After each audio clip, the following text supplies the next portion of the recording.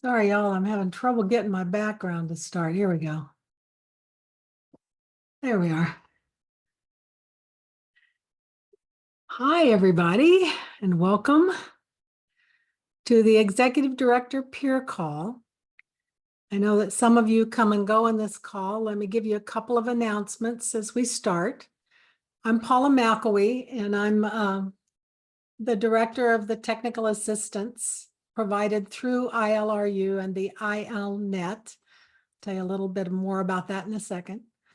I'm an older white woman with silver hair, and I'll be providing the main part of this conversation today. So I've got half a dozen or more slides that we'll go through with content, and we are recording the first part of this call. We will be ending the recording at the end of these slides, and then we will continue a discussion. We expect the slides to end before the half hour is up. I'm not sure how much before, depends on how much you want to talk while you are being recorded.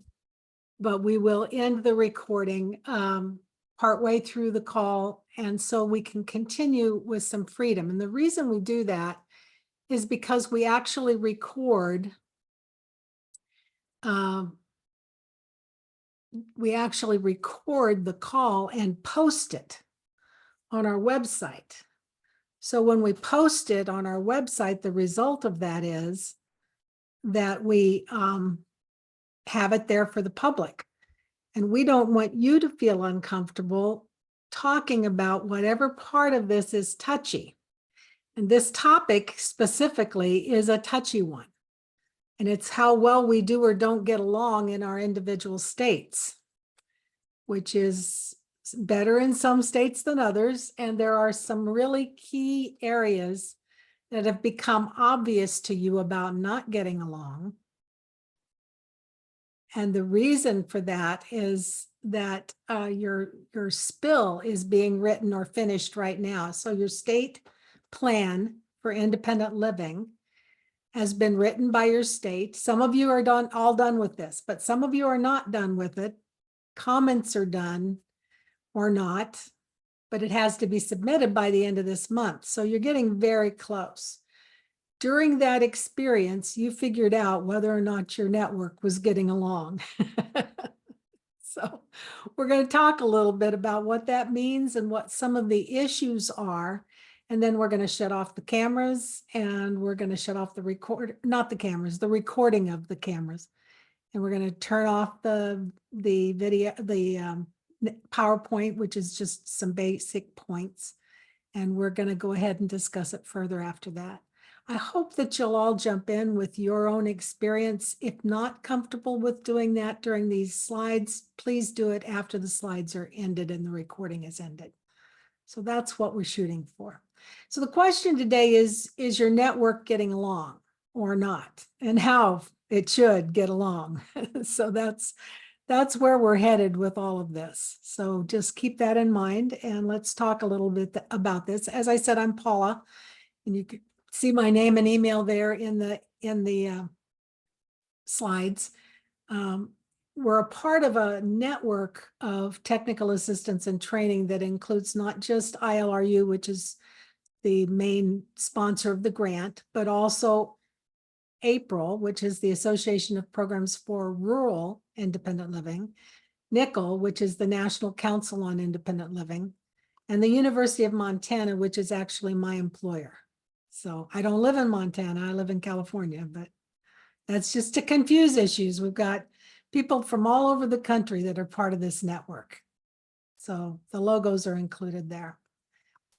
And what you need to know is that we're going to talk about whether or not the SILs get along with each other, how the network cooperates across your state or doesn't. That's more than just SILs. The network includes the SILC and the DSE, the designated state entity, and the statewide independent living council. And then what about at the national level? What can we do to work together to make us stronger at the national level? So those are the topics that we're going to hit today. So first of all, your centers. Most of you have more than one center in your state. And the first question is, when you do get along, how do you work together for change? And the answer to that question is, that is who's been effective to go to your state legislature and get state money. Now, funding increases then are one of the ways that you can work together for change at the state level. We'll talk about that at the national level in a second too, but at the state level. So when you do get along, it's much easier to come up with what makes sense, a formula, an agreement, and pass that on and work on it together so that you actually increase funding in your state. And some of you have done that successfully. So you get along together, you come up with what to change in your state. This is kind of one of those, it gives you some power because you're all in it together. And you can make changes in how the state reviews your centers. And I want to talk about that for a minute. So some of you have states that don't give you any money. They don't give you anything, right? And when you realize that, you know that you should ask for, I'm sorry, I lost my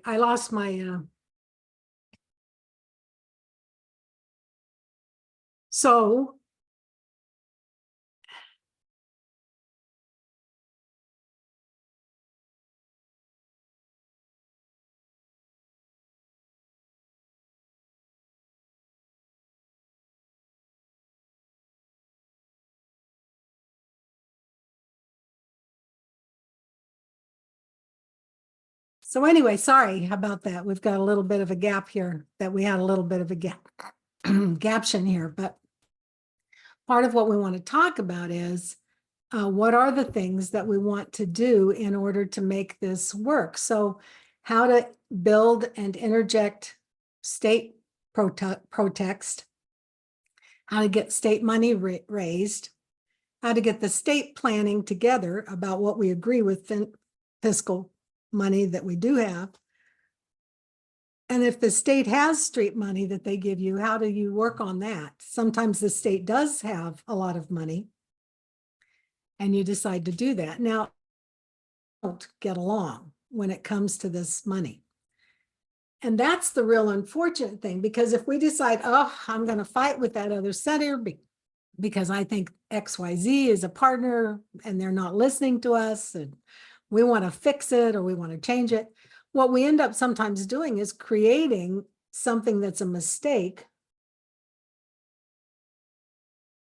or a disagreement, and then we can't get along with each other. Now, for example, right now, you just had what you would call the centers have submitted with the SILC, the Statewide Independent Living Council has invented a council to come up with a statement or a year. And that statement has been divided and put into place, and hopefully you've submitted, all agreed to it, submitted it. It's going to be submitted, if it hasn't already, to the federal level. But if you don't agree on how that Part B money is spent, you're going to have issues. I've seen states where some of the states agree with the funding, but others do not. And when that happens, 51% have to agree to the state priorities that are agreed to in the plan that the SILC puts forward. And as long as you have one more than half, you win. But is that the best way to all work together to get this done? And it's always better if you can work together for change than if you don't get along for change. I hope that makes sense, but we'll come back to that in a little bit. So when the SILs and the SILC work together, that's who puts the spill together. So the state plan for independent living is submitted by a majority of the SILC members and a majority of the silks. The DSE is not required to agree on this. They are required to sign and say they will be the DSE, but they're not actually required to include their supervision here. But when the CILs and the silk do or don't get along, it makes the spill do or don't get along. So if you all agree to the spill and you're all in agreement on your goals and you're moving forward together, that is so cool, because then your network is working together at the state level. If you are just barely voting for enough to pass, which is happening in some states, I can tell you right now, I just got off a call this morning with a silk around finalizing their spill, and there were some people that wanted to argue with them again. At the end of the day, if you have a majority of the sills apply, then that's what's required, but boy, it's better if everybody gets along. The same is true with the DSE, and sometimes we suggest to you that you actually change the DSE if you're not getting along well with the DSE. They have a role in administering the DSE funds. It has to be based on what the spill says. And so if the DSE starts to try to inform what is being approved or not approved, it is not their job. Their job is to pass it on to the Part B subgrantees, not to make decisions independently of that. And so you do have to say to them, that's not your role. You don't oversee those state funds. Now, they do have a role at looking at the finance piece of the state funds, but we do not recommend that they do that on the program side, just the finance piece. And the DSE role in overseeing Part C funds does not apply unless they apply to a 723 state, and there's only 2 of you that fit in that status. So unless it's Minnesota and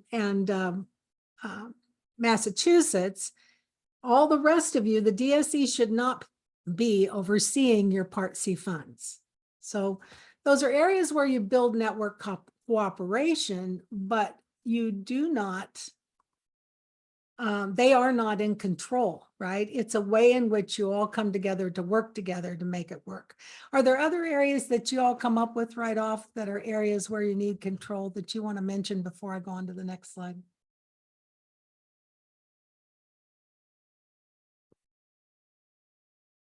Okay, well, think about them. We can jump in with the calls in a minute, or with your conversation in a minute after we turn off the recording here.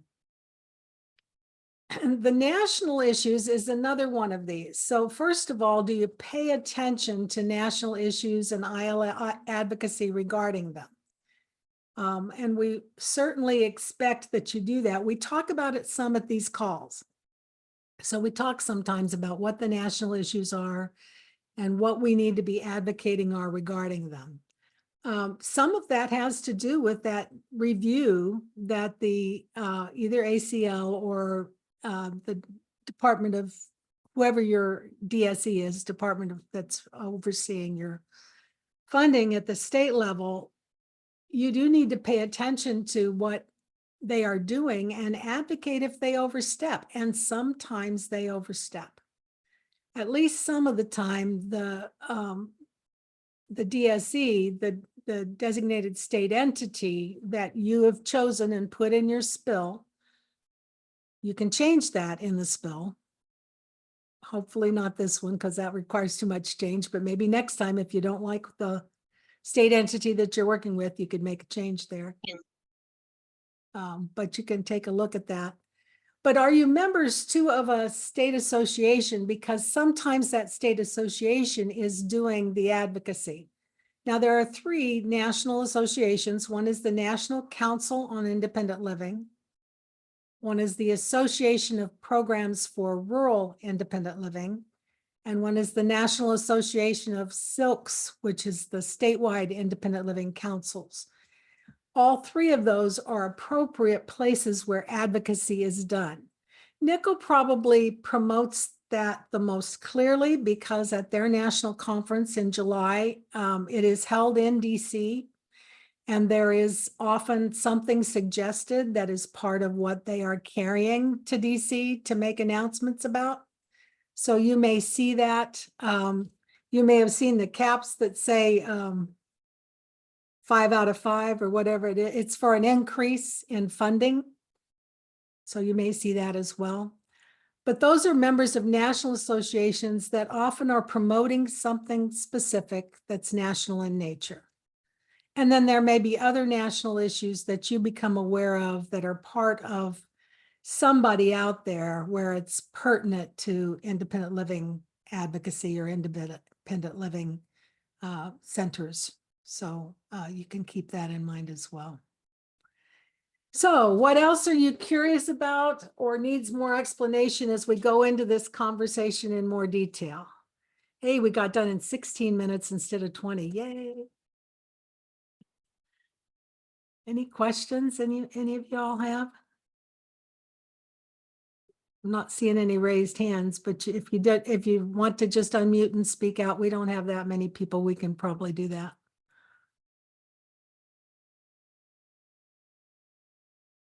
Okay, keep that in mind and we'll go into it in just a second when we close for everybody. Here's my contact information again. I want you to also note that we have evaluation information for you. Joey has posted that in the chat, and there's also a slide, the last slide. And at the end of this presentation, it's going to let you visit that link or give you that brief survey. As you call it, please fill it out. We really need your feedback. It's an important part of what we report back to the funder. So please keep that in mind as well. All right, I'm going to stop sharing.